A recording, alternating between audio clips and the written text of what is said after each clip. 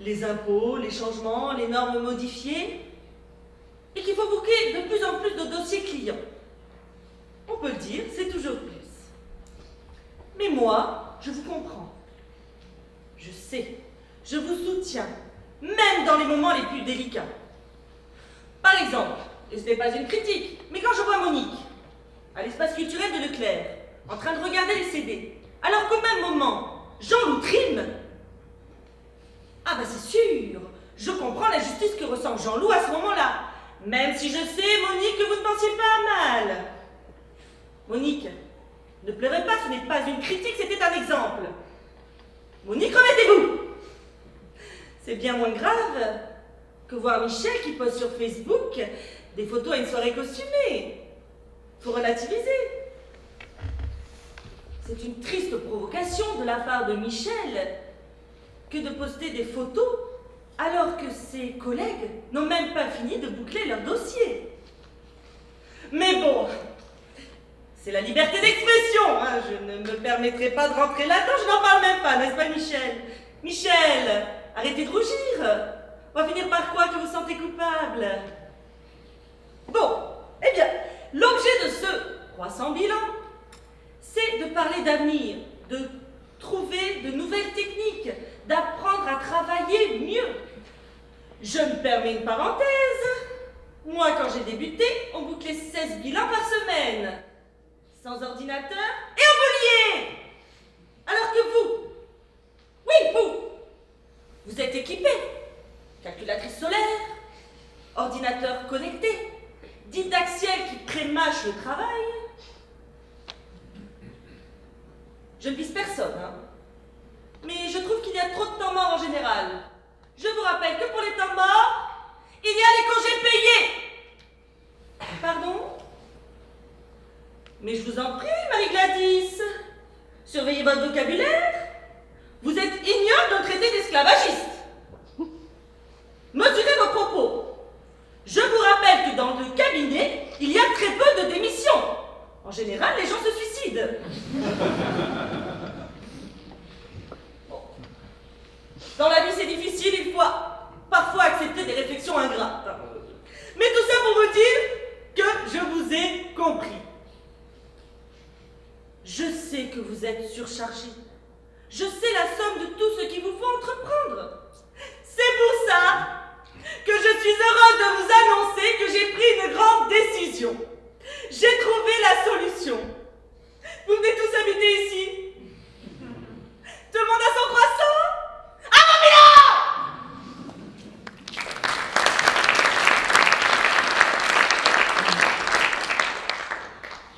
Décidément, je crois que le cabinet Gratier a intérêt d'intégrer le management et le changement dans ses pratiques professionnelles. Là encore, une illustration rapide, mais notre métier est en train d'évoluer et bien entendu, cela veut dire qu'il faut que les cabinets se positionnent et aient une réflexion sur la stratégie et sur leur envie de construire, je dirais, le cabinet de demain. Le mot stratégie est un mot important dans notre profession. Il y a quelques semaines, une étude est parue et elle posait la question suivante: combien de cabinets dans la profession comptable ont véritablement un plan stratégique? Eh bien, le ratio était inquiétant. 40% des cabinets de la profession ont formalisé un plan stratégique. Dit autrement, 60% au sein de la profession, des confrères, n'ont pas véritablement structuré une réflexion stratégique. Il y a 3 ans, le ratio avait été calculé pour une enquête du Conseil supérieur et il était de 27%. Donc il y a une légère amélioration, mais vous le voyez, cette amélioration n'est que légère. Première réflexion, c'est assez étonnant que des professionnels qui sont amenés à conseiller des clients n'aient pas eux-mêmes formalisé véritablement une stratégie qui leur permette d'évoluer et d'aller vers les missions qu'ils souhaitent. Donc le premier exercice pratique, évidemment, qu'il faudra que vous réalisiez à l'issue de cette journée, c'est pour ceux qui ne l'ont pas, de se prendre quelques instants, de se poser, de réaliser rapidement le modèle de base de la réflexion stratégique, c'est-à-dire, vous savez, le fameux SWOT, avec d'un côté les forces de votre cabinet, de l'autre côté les faiblesses de votre cabinet, les menaces et les opportunités de l'environnement, et de croiser ces informations pour essayer, à minima, d'aboutir à un premier projet de réflexion stratégique. Cette réflexion stratégique, elle sera d'autant plus importante que si le dirigeant ne voit pas véritablement où il veut aller, c'est évidemment difficile d'inculquer le message aux équipes et de les entraîner dans le mouvement. Les équipes d'aujourd'hui ont besoin que le dirigeant donne une certaine vision de la direction dans laquelle il souhaite aller, et ils attendent de leur manager plus que du management au quotidien. Le métier ayant changé, les pratiques ayant changé, c'est plus la peine forcément de faire du management comme nous le faisions il y a quelques années. Ce qui est nécessaire dans ce cas-là, c'est le plus souvent d'impulser une direction, d'avoir un certain leadership, et c'est parce qu'il y aura un leadership au sein de votre organisation que les collaborateurs pourront vous suivre plus facilement. Donc vous le voyez, ce nouveau comportement, ou en tout cas la mise en place de ces nouvelles stratégies, nécessite forcément que le dirigeant ait une vision, qu'il intègre cette vision et qu'il embarque avec lui les collaborateurs dans cette relation. Le partage de la connaissance va devenir aussi un élément clé de l'évolution de nos cabinets. C'est déjà aujourd'hui le cas. Je parlais en introduction des plateformes numériques. Ces plateformes numériques se mettent en place pour une raison essentielle. Ce qui compte pour ces plateformes, c'est de détenir l'information, de détenir la donnée. Il existe aujourd'hui des modèles stratégiques qui sont en train de perturber notre relation au marché. Vous connaissez tous forcément des grands éditeurs qui sont en train d'arriver notamment sur le marché, notamment un grand éditeur américain qui représente aujourd'hui près de 70% des cabinets d'expertise comptable aux États-Unis. C'est un éditeur qui est interfacé entre un outil entre le client et le cabinet. Et bien entendu, il détient à ce moment-là la donnée et l'information que le cabinet a produite. L'information n'est plus dans le cabinet, elle est dans la plateforme qui a été mise en place. Ces modèles-là, ils sont en train de perturber le marché pour une raison simple. C'est que l'économie numérique peut du coup se décliner de plusieurs sortes.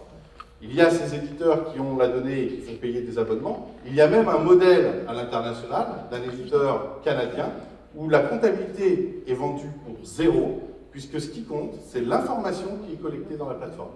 Cet éditeur a compris qu'en fait, bien plus que de vendre un produit ou un service, ce qui l'intéresse, lui, c'est de récupérer de la donnée pour pouvoir ensuite la proposer de manière, je dirais, commerciale à d'autres personnes.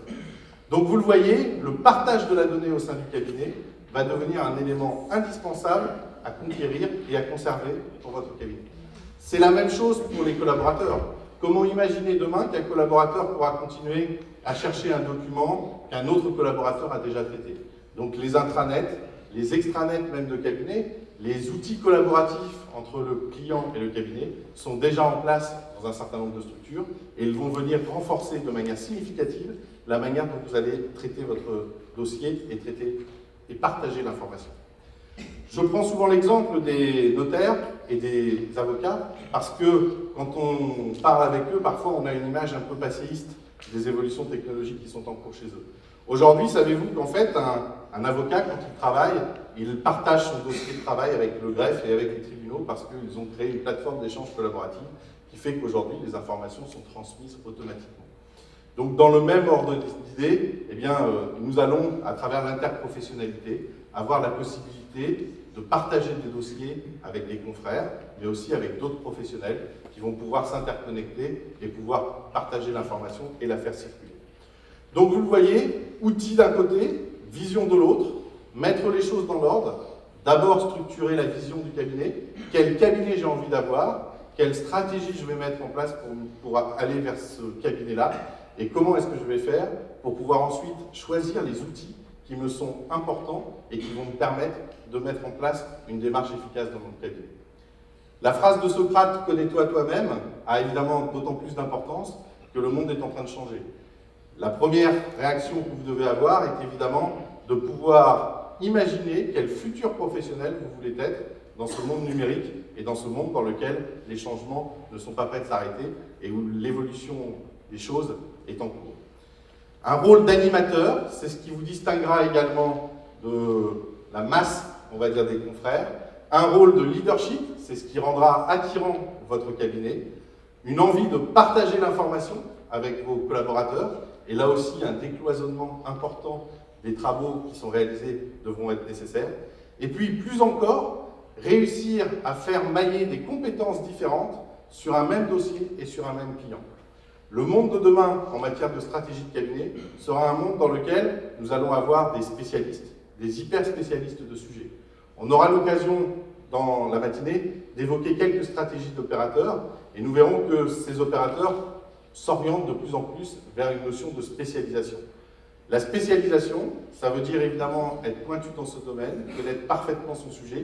C'est aussi pouvoir communiquer avec des non-sachants pour pouvoir échanger de l'information et surtout leur faire prendre conscience des risques importants ou éventuellement des éléments qui doivent être décidés en commun.